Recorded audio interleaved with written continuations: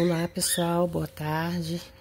Estejam todos na graça de Deus. Que Deus abençoe a vida de cada um de vocês, amém? Eis-me aqui novamente para nós darmos continuidade à nossa leitura bíblica. Hoje nós iremos entrar no capítulo 3 de Ezequiel, no livro de Ezequiel, né? Que fala sobre Ezequiel come o rolo. E disse-lhe ainda, filho do homem, come o que achares, come este rolo e vai falar à casa de Israel. E então eu abri a minha boca e ele me deu a comer o rolo. Irmãos, nesses primeiros versículos fala, come o que tu achares. É um lembrete de que o verdadeiro profeta não escolhe a sua mensagem, mas transmite o que recebe do Senhor também. A palavra come significa que ele deveria estar totalmente familiarizado com seu conteúdo para transmitir essa mensagem a Israel. Isso indica que o Senhor ajudou Ezequiel a entender o que estava escrito de fato.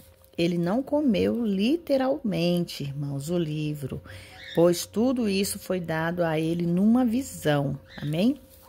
Versículo 3. E disse-me, filho do homem, dá-me de comer ao teu ventre, e enche as tuas entranhas com este rolo que eu te dou. Então eu o comi, e era na minha boca doce como mel. A palavra de Deus, irmãos, é sempre doce para um paladar espiritual, porém é amarga para a carne, porque a palavra do Senhor julga a natureza e as atividades da carne, e anuncia a ira de Deus que está vindo sobre ela. Sua segunda comissão transmitia as mensagens de Deus para Israel. Primeira missão dele, irmãos, era comer a palavra, que significa que ele tinha que ter tudo sobre a sua mente, que Deus ensinou para que ele possa transmitir a Israel, que é transmitir aos filhos de Deus, amém? E ele disse-me ainda, filho do homem, vai até a casa de Israel e disse-lhes as minhas palavras, porque tu não estás sendo enviado a um povo de fala estranha, nem de um idioma difícil, mas à casa de Israel. Nem a muitos povos de uma fala estranha e de um idioma difícil, cujas palavras tu não possas entender. Se eu aos tais te enviarem, seguramente te dariam ouvidos. O ministério de Ezequiel, irmão, começa aqui. O seu caráter deve ser comparado com o de Jeremias. O seu ministério começou quando Deus estava em relacionamento com Israel, o que ainda ele falava deles como meu povo.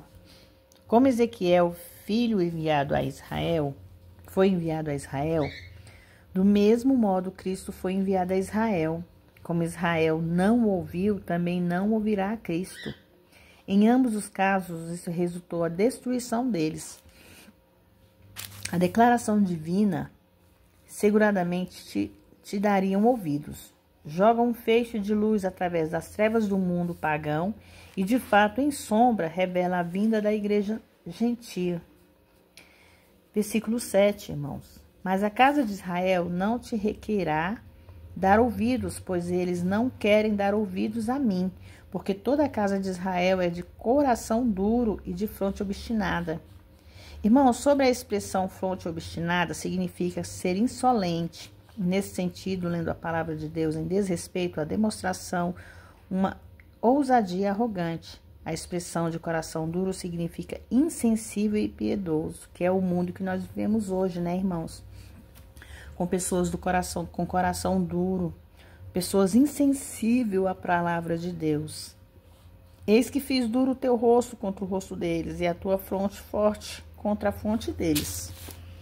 Como um diamante mais duro do que a pedemeira, fiz a tua fronte, não os temas, nem te assombres com os teus olhares, porque eles são uma casa rebelde. Não te temas, irmãos, quer dizer que ele não tem que ter medo e nem se assombrar com os olhares daquele povo, porque eles são uma casa rebelde. Disse-me mais, filho do homem, receba no teu coração todas as minhas palavras que eu te hei de dizer, e ouve-as com teus ouvidos. E vai então aos cativeiros dos filhos do povo, e lhes falarás, e lhes dirás, assim diz o Senhor Deus, quer ouça, quer deixe de ouvir. Nesse último capítulo, versículo aqui do capítulo, último não, né? No versículo 11.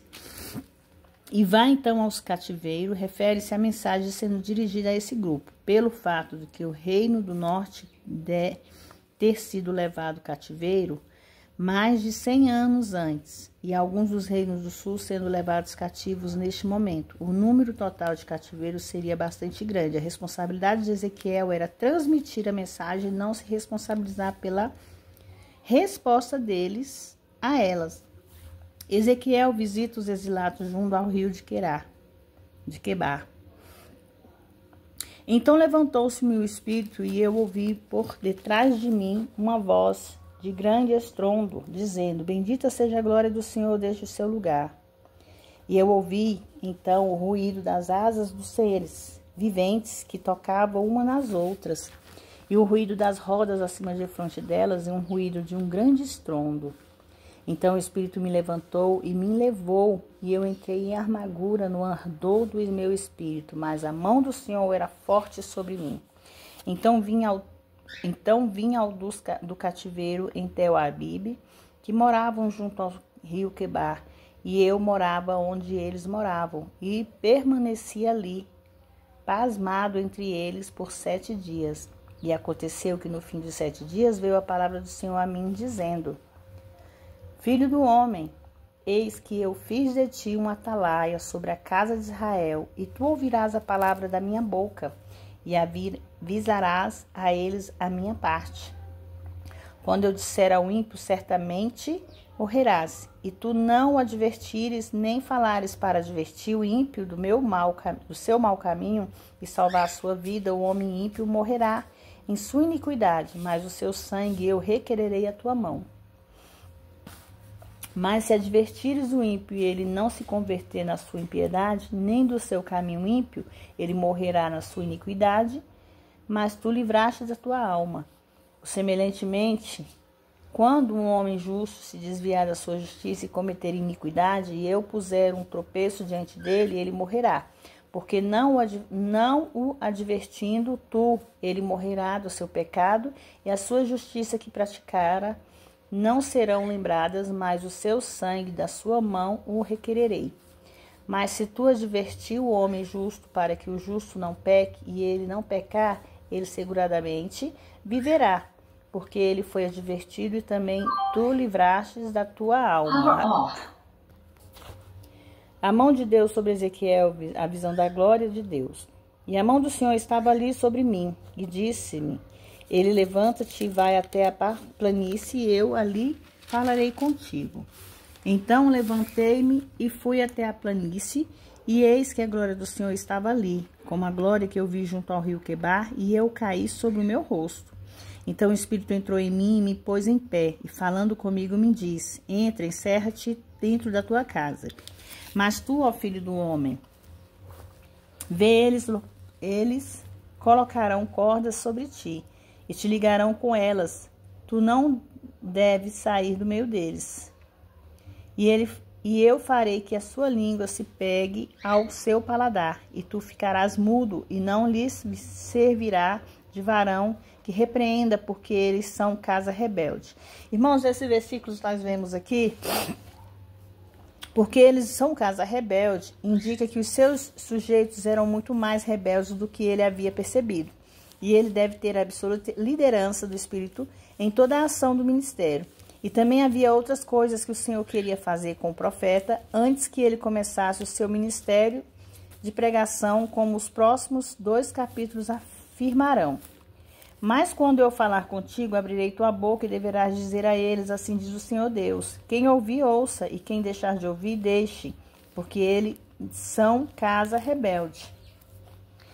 Nessas passagens revelam como funciona a transmissão da palavra ao ouvinte pelo Espírito Santo. Isso é feito pelo mensageiro proclamando a mensagem e a pessoa ouvindo o que é proclamado. E quando ele fala, quem ouvir ouça e quem deixar de ouvir deixe. Quer dizer, Deus nos dá o livre-arbítrio para ouvir sua palavra e também para não ouvir. Mesmo que você ouça e não dê importância, o importante é que Deus enviou. É como se Deus mandasse uma mensagem para o seu filho e aquele filho rebelde não quisesse ouvir, fingisse não ouvir. Isso assim acontece hoje, irmãos, nos dias de hoje. Muitas vezes nós recebemos a mensagem espiritual de Deus e não damos importância. Então, quando nós não damos importância e Deus vê que nós ouviu e fez de conta que não ouviu, Deus nos coloca pedras de tropeços em nossos caminhos, que são pedras de tropeços que muitas vezes vão nos ferir, muitas vezes vão nos derrubar, e nós não sabemos o porquê que aquilo aconteceu. E provavelmente o nosso coração sabe por que aconteceu, só não queremos reconhecer. Então, que nós possamos ser filhos da herança, que nós possamos acreditar na palavra e ouvir o nosso coração, se apegar a ele e não se afastar dos caminhos dele. Amém? Fiquem todos na parte do Senhor, que Deus abençoe a vida de cada um de vocês, que vocês possam compartilhar, que vocês possam se inscrever e que Deus possa encher o coração de vocês através dessa leitura bíblica. Amém? Fiquem todos na parte do Senhor.